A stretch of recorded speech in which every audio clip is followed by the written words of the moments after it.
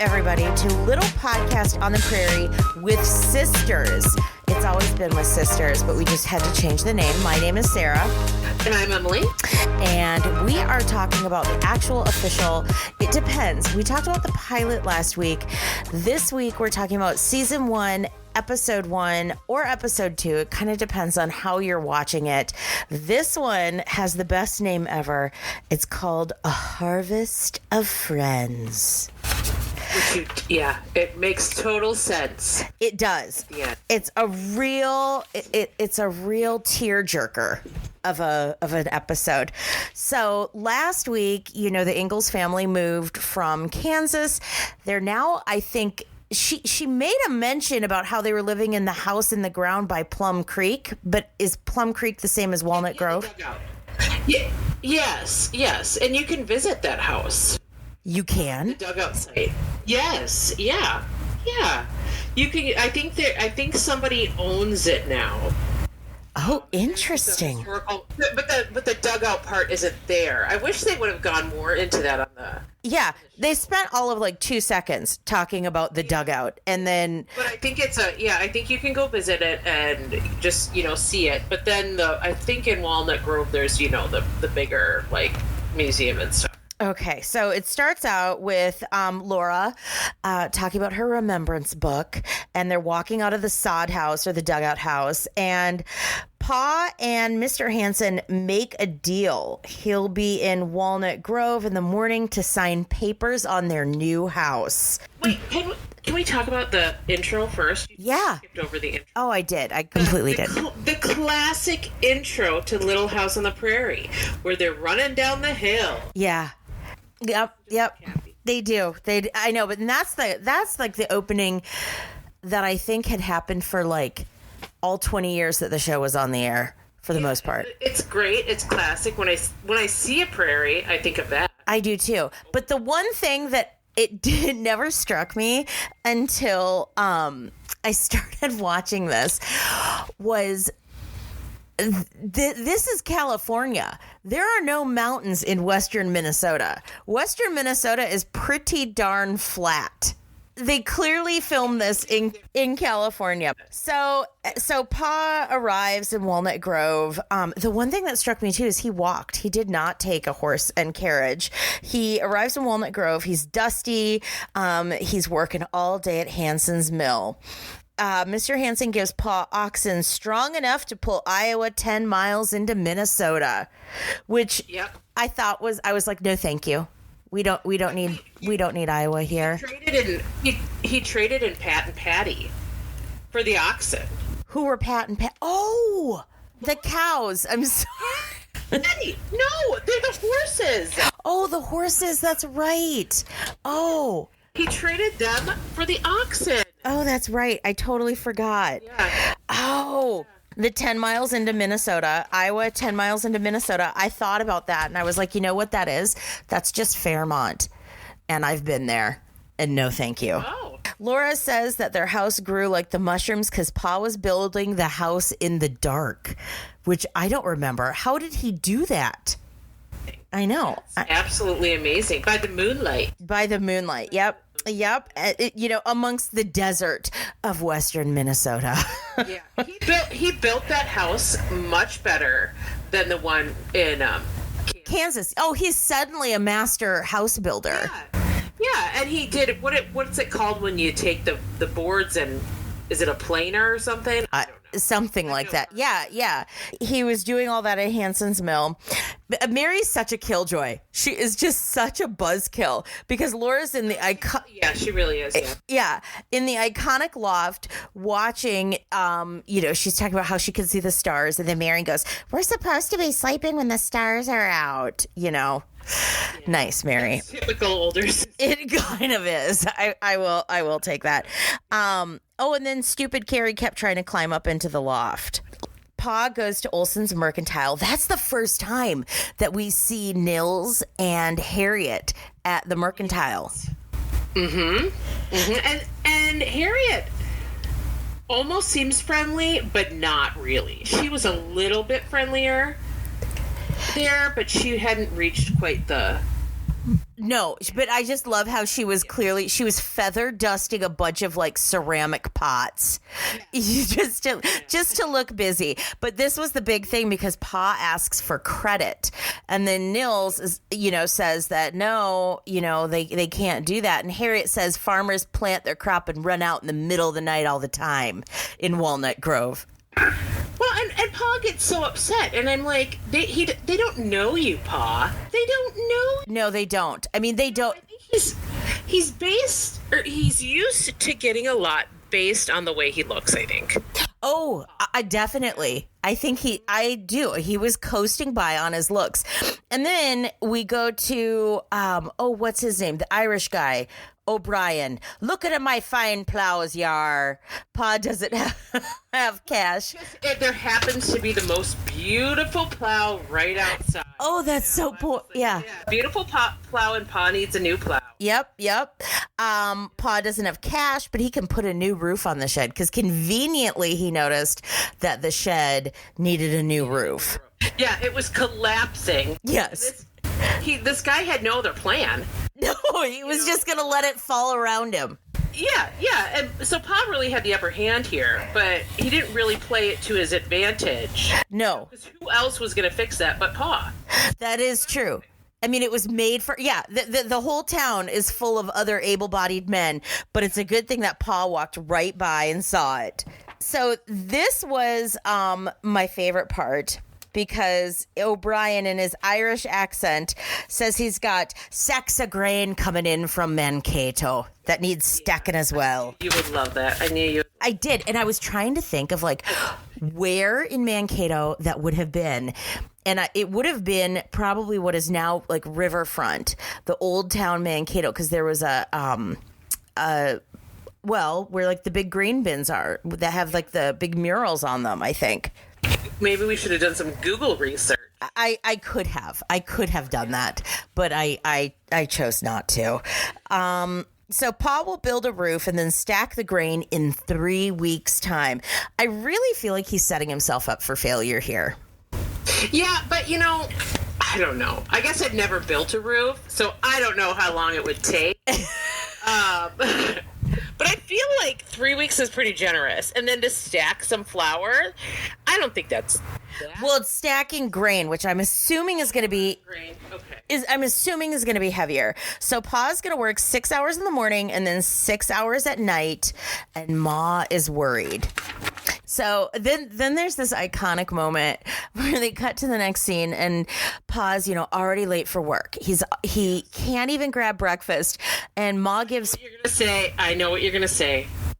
When Carrie goes,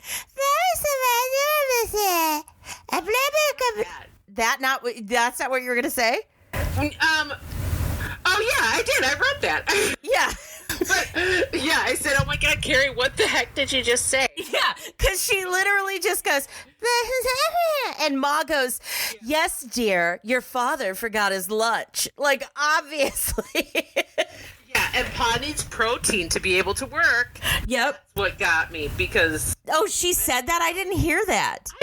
I think so. Or maybe I've just been flooded by our mother telling our dad that he needs protein. I really think that you're just... needs more protein, yeah. Yeah, I think you're just honestly affected by that, because I don't think she said that. He did. I'm sure they were obsessed with protein.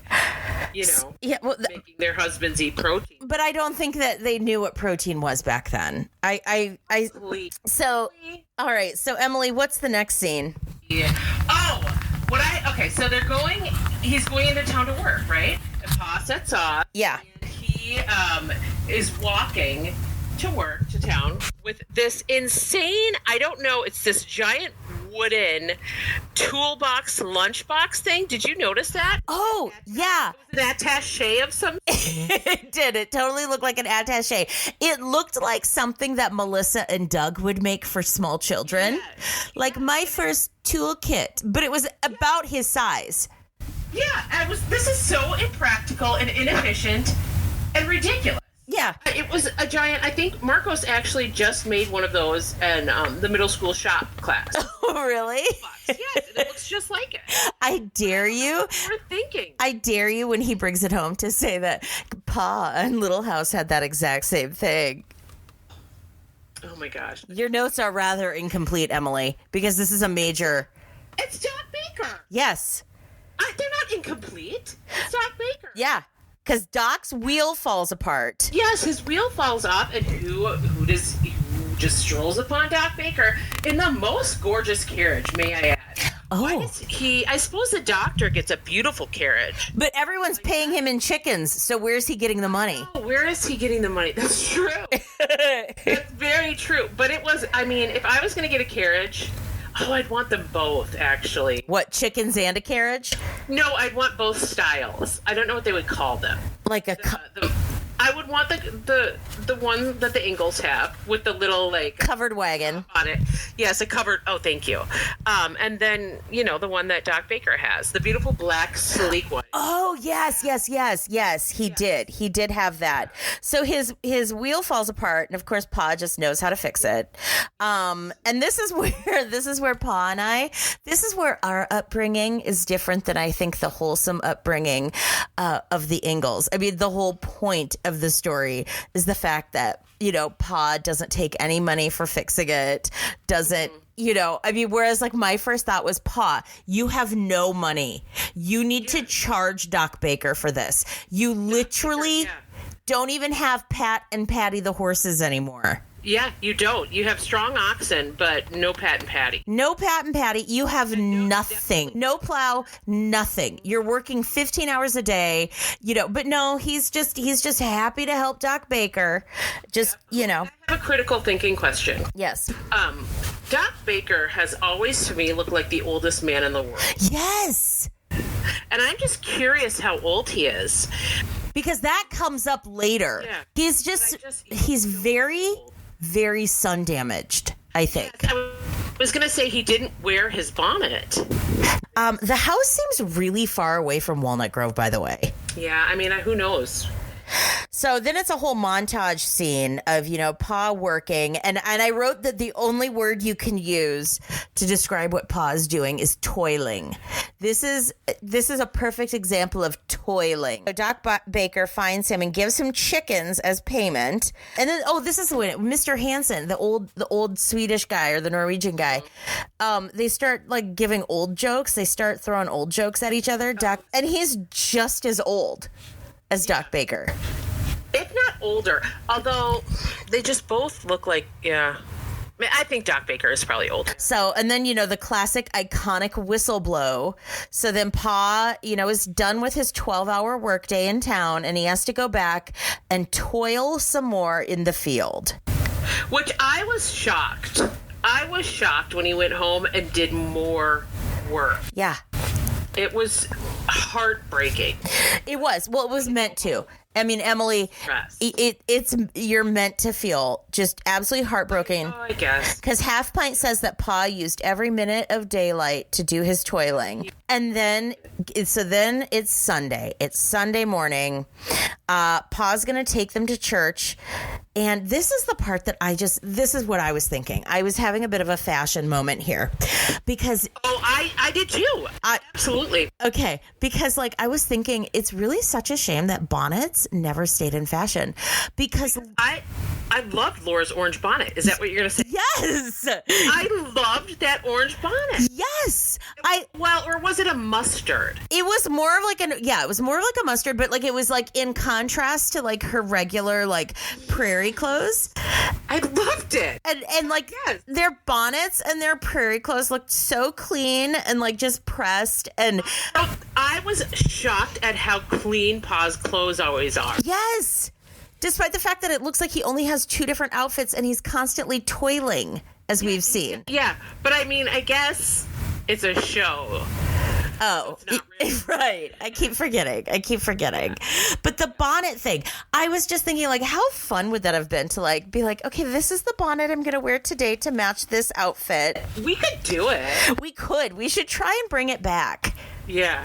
And then, of course, okay, so then it comes to, the girls are getting their bonnets on, and then Pa falls asleep. And then Reverend Alden makes a really bitchy sermon about people who aren't going to church. But do you know what this reminded me of? What? The church scene in Footloose. It was similar to that, yeah. It was Reverend Alden instead of John Lithgow. Yes, yeah. Yeah, he makes... Yeah, it just brought me back. It kind of does. Yeah, it kind of does. It was a dance in Walnut Grove. No, you probably can. But well, Mr. Edwards can. Mr. Edwards can always dance. He's dancing right into my heart. Yeah. So, and I wrote that. That's really funny that you say that you said it reminded you of John Lithgow's scene in Footloose, because I said Reverend Alden becomes an 80s televangelist. Oh, yeah. It's true, though. It didn't really seem like it was very, what's the word? Historically accurate. So this is the interesting thing. So, like, what year do you think this was supposed to be? Oh, I don't even know. Okay, I'm going to do a little quick math here because the church next to my house, and I live in a little town of Rapidan, Minnesota, which is it's Mankato, is celebrating its sesquicentennial. So 150th anniversary. So 1874 is when this church was founded. And they still have things like on display at the church of like the original, like all like one. There were two churches in town. One did all their sermons in, I think, Norwegian, and one did them all in German. And the one next to me is the one that did it all in German. So those people would have been talking in either like Swedish, German, or Norwegian. Oh, I wasn't paying attention. To me just now? Yeah. Okay, well, sorry, I just you thought I would. Sure, it was interesting. Yeah. Okay, thank you. Okay, all right. Well, moving on. Oh yeah, I wrote Carrie tries singing and she sucks! Exclamation point. Just, I can't. She does give youngest child energy. Oh, yeah. It's like she's her little boozing. Yep, she is. So then moving on to the next scene. So Ma and the girls are going home. Ma gives a whole thing about how, Pa was so tired that's why that Reverend Alden didn't mean that the sermon was about him. He still goes to church, but he just couldn't today because he was so tired. But she sees he's working in the field and Ma is mad. She loses it. Absolutely loses it. She does. She just has an absolute conniption fit. And then Pa says the classic line that God understands farmers. Yeah. And what else did I hear? She said something else that she used against him later on. I can't remember what it was, though. Oh. Something about, like, if God understands farmers, God understands farmers' wives. Something along those lines, I think. But were you on Ma's side or Pa's side? Well, since, Jeff and I tried going to church for about like 3 weeks and I still choose to sleep in on Sunday, I guess I'm going to be on Pa's side. I agree. Pa had a job and a family to take care of. Yeah. So then, the next scene is one of the, the night scenes that they always had. And Ma's in bed reading the Bible. I mean, I wrote down, come on, she's laying it on thick. I mean, give it a rest, Ma. She really was. And then they pan to Laura and Mary, who are clearly fake sleeping. Oh, yeah. Did you catch that? Yeah, I did. Yeah. Yep. They clearly. But the other thing I wrote down, too, is that I remember, because there were always those scenes at night when Ma and Pa were in bed and Ma was brushing her thick, luxurious hair. Oh, yeah. And this is the time before hair extensions. So Karen Grassel must have had absolutely gorgeous hair. Oh, we should braid her and ask her if that was natural. It had to have been. I mean, I don't think she was wearing a wig. Reach out to her on Instagram. I don't think it was. It was long and luxurious. But I just remember, like, as a kid, like, that is just so glamorous. And then also, this didn't happen in this scene, but it did, like, in later episodes, when they would be eating popcorn in bed. Yeah. Oh, freshly popped popcorn like that is just a treat. I know, because I bet it would taste like you did it at the cabin, how cabin popcorn always tastes better. Yeah, so Pa goes up and tells a story. He makes up some stupid story to the girls, basically apologizing for being such a jerk. And the one thing I kept thinking about was like, not only do these girls get to accessorize with bonnets during the day, they get to accessorize with bonnets at night. Which I've tried to bring back to protect my curls. Yes. I appreciate that. It's a good strategy. I just think they need silk pillowcases too. That would have been a little hard to come by, but if anyone had silk pillowcases in Walnut Grove, that would have been Nellie and Harriet. Yes. But what was the point of sleeping bonnets back then? Because it's not like they were protecting their hair. I don't know. Was it so like lice wouldn't get in? Were lice just flying around? I don't know. I just immediately think of lice or bugs. Yeah, I don't know why that's what I was thinking too, but like really sleeping on like straw and horsehair. I think that's what they did. So anyway, so Pa tells this whole stupid story about, basically apologizing for providing for his family. Going to take them for an all-day picnic. And then the next thing I wrote is like, why is a picnic fun? Why is that considered a fun thing? Well, is that just a me thing, or is that like, because I think maybe if they had some really good sandwiches, I could get behind it. Yeah, but have you ever gone to a picnic with really good sandwiches? Yes. You have? I've made them. Oh, that's true. That's right. You have.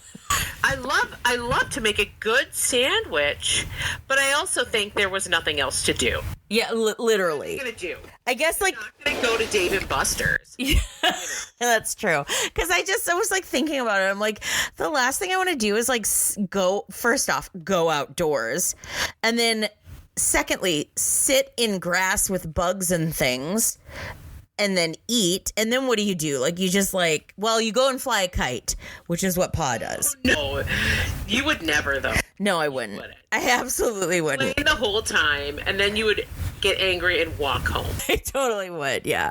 I would. So they do the, like the picnic activities, the classic picnic activities, which is, flying a kite. And the minute you saw that kite, the minute I saw that kite, I totally remembered this episode. I had forgotten about this episode until this traumatic moment. Yes, and it brings it all back, and you're like, yeah, Emily, explain what happens. Pa, he's flying the kite so beautifully. It's soaring through the air. Laura doesn't know Pa could fly a kite. They didn't know that was a talent he had. Apparently, of all the talents he has. Yes, kite flying. And where did the kite come from? I don't know. But it was like a classic looking kite. A totally classic looking kite. But the most beautiful giant tree gets in the way of this kite, and Pa should have known better, but it gets stuck. And Pa then decides to climb the tree to get it. Pa, though, apparently that's one thing he cannot do. Is climb a tree. That is true. Because he falls 3,000 feet from the top of the tree. The highest, the longest fall I've ever seen. I know. Anyone survived. I mean, because really, truly, like, because Ma then immediately goes running instead of the girls. And, like, if that had been me, I would have been like, oh, no, I am not going, because there is going to be nothing but blood and guts and spatter. You would have just gone home. I would have been like, well, girls. The situation, and maybe, like, we'd go home and you'd be looking in a mirror. Yeah. And then be like, well, girls, it's been a good run, but you no longer have a Pa. Planning what you're going to wear to funeral. Yeah, I would. Texting Andrew to see what kind of veil it would be historically accurate to wear. Well, she does the absolute opposite. So Ma yells for Laura to get Mr. Hansen, Doc Baker, and a wagon. Mary just stood there. Yeah. It's not good in a crisis. No. So she is like, that is older sister energy. It was like Flash to the Future blind Mary. Oh. It looked like, she was channeling the blind Mary, and she just stood there. And then. Not helpful at all. So then we just cut to, they're back at home, and Doc Baker is wrapping just cotton around Pa. He had 4 broken ribs. First off, how did he know? Was this before x-rays? That's what I thought, too. Do you just touch him, and do you know a broken rib? I don't know. I don't know either. I have no idea. But I really think there would be some internal bleeding or something. I'm no Doc Baker. No. But there would be extensive injuries. Yeah. All of that type. And maybe like a brain injury. Oh my God. That is TBI territory. Dropping from like how Pa dropped, that is TBI territory. He dropped like a sack of potatoes. He did. A sack of grain from Mankato. From Mankato, yeah. Yep. So then Doc Baker says it's going to take a week to 10 days, which I'm thinking if you have like 4 broken ribs, it's going to take a lot longer than that. But it would take me out for a year. It really would. It would take me out for 2 years. I'd ask to be put into an iron lung. I would need I need to be wheeled around. Oh, it would be. Yeah. It would just be out. Yeah. But apparently, he has to rest. And then it's back to Ma doing, men's work. This is no work for a woman. She's plowing with the oxen because the field has to be harrowed before it can be planted, she says. I didn't even know what harrowing is. It's apparently intense. It was totally intense. And what's even more intense is Mr. O'Neill comes to visit with some guy. Yeah, some guy. And you could tell something bad was about to happen because there was some intense music playing. There really was. Yeah. There was. Yep. And he has a chattel mortgage because Pa did not hold up his end of the bargain. That shed still needs to get done, and the grain still needs to be stacked, and so the oxen belongs to him now. Which I need to talk about the oxen. Yeah. They were beautiful. Were all oxen like that? Because those horns on those oxen. They were gorgeous. Yeah. And I guess like the only oxen I've ever seen has been on 90 Day Fiance. So I don't know. And Oregon Trail. I keep going back to Oregon Trail. Yes, and Oregon Trail, but pretty pixelated.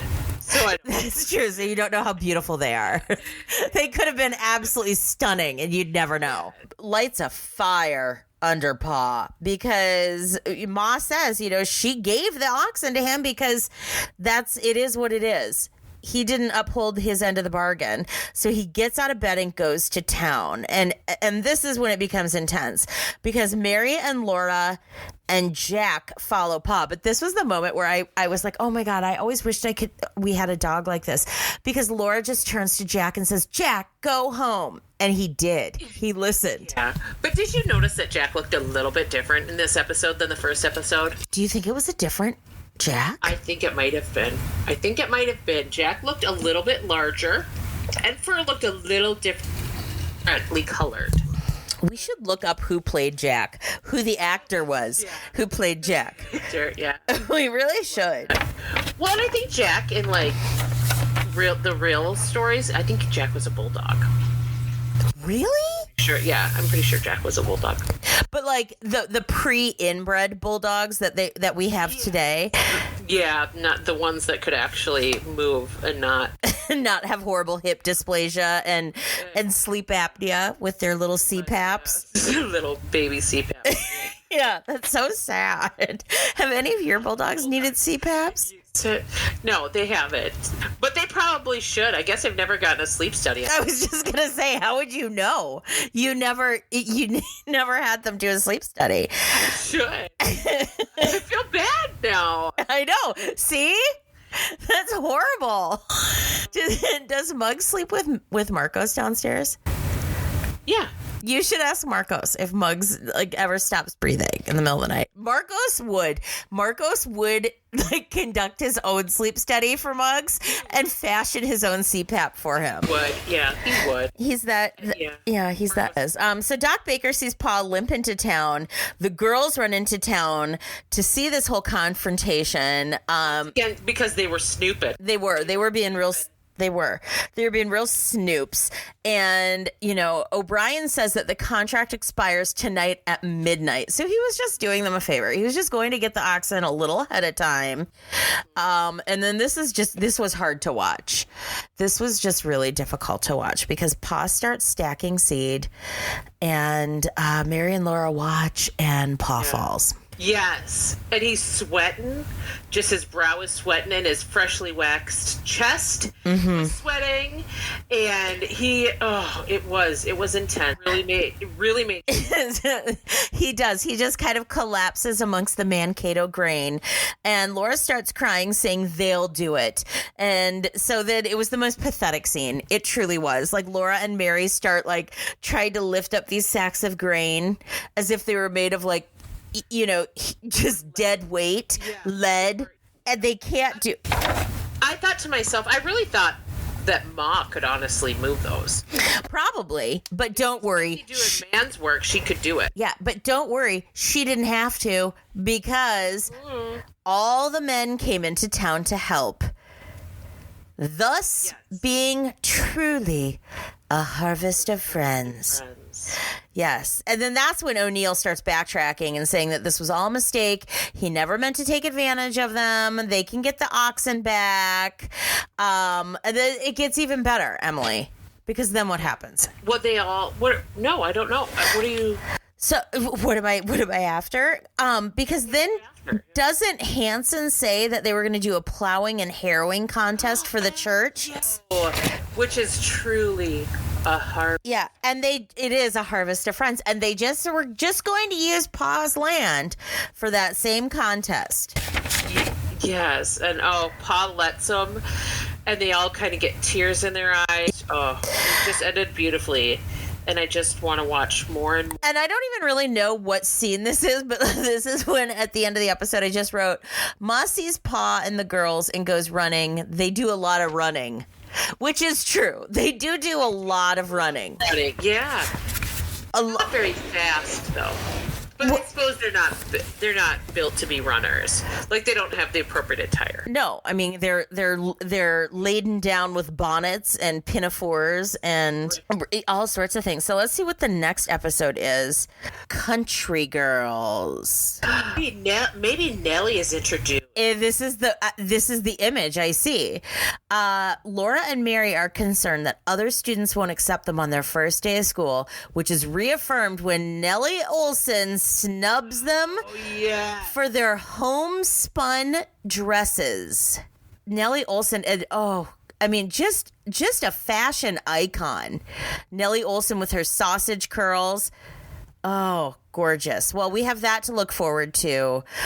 We have a whole lot more to look forward to. And then also, I do have to say before we close out this episode that the one thing I find so interesting is every time you tell someone that we're doing this, going through all the episodes, everyone always has their favorite episode. And everyone always says something like, oh, tell me when you do the Sylvia episode, or tell me when Almanzo gets a stroke. He doesn't get a stroke. Well, I don't know.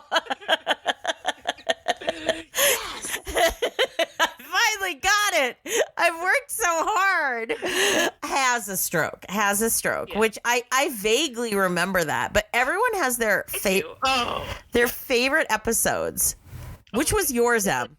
Oh, definitely one of the Christmas ones when there was a blizzard, because I love a good blizzard, and Pa has to go to the barn, and he does the rope. Yes. And uses snowshoes. I loved that, and I always wanted a blizzard that bad. Gosh. I could use a rope to trace my steps back. So there are a couple episodes I remember that were kind of actually scary to me, and I don't know if I imagined them, but one was something, I think it had to do with Carrie eating magic mushrooms, and the whole episode was like some hallucinogenic dream. Is that her problem? Man. Carrie had a drug dependency from a very small age. Yeah. I feel like that was an actual episode, but I'm not I'm not too sure. So Didn't Carrie go down a well too? yes, that's the other one. And I feel like Original baby Jessica. she was, who I think is doing well now. I saw an article. Yes, I was just revisiting baby Jessica yesterday, actually. Boy, I loved those miniseries that used to come on. Yes. When we were teens, they were like 3-day series. Oh, Tori Spelling was in a lot of them. Yes. But there was a baby Jessica. There was? Yes, it was so. Oh, I kind of well, see, but I don't know if it was actually like if I was watching Baby Jessica in real time or if it was that miniseries. But I remember the whole thing. Real time, yeah, I remember it was terrifying. Absolutely terrifying, which is why I immediately every time I see a hole in the ground, I check to make sure there's not a baby in it. Yeah, well, and I think when Mark's parents moved into their house in Holdenford, yeah. They had it's an actual like wishing well type thing, but they had that thing filled. Oh, they did. One of those kids would have gone, well, that's for sure. Mark's brothers. Yeah. Did they check to make sure there weren't any babies in there before they sealed it? I don't think they cared because they didn't need any more. They had so many kids. They were like, well. Yeah, so I guess we'll see. You know, when do we come upon the Baby Jessica episode? When does who was it? Mary who burns down the orphanage, or when does Mary go blind? I remember when Mary went blind? All sorts of things, and then Joey's favorite episode when Pa and Mr. Edwards go to South Dakota to work on the mines or to the railroad. School, yes. Yeah. They watched it. To which they came home from school that day and were like, we watched Little House on the Prairie in school today and I was so embarrassed. Why would you be embarrassed? No one knows. No one knows your mother watches it. They don't know my secret. Oh. Okay. So we have that to look forward to. So thank you once again, everyone, for joining us. Don't forget to like and subscribe. Leave us a 5-star review. If you want to leave us like a 4 or 3-star review, go away. Please don't. Yes. No criticism, constructive or otherwise. No, because I just can't handle it right now. Yeah, unless you can No, I'm too fragile. Yeah. I'm too... I don't want it. There's other things you can do with your time. Exactly. Then just don't listen. So thank you for joining us. Until next time, bye-bye.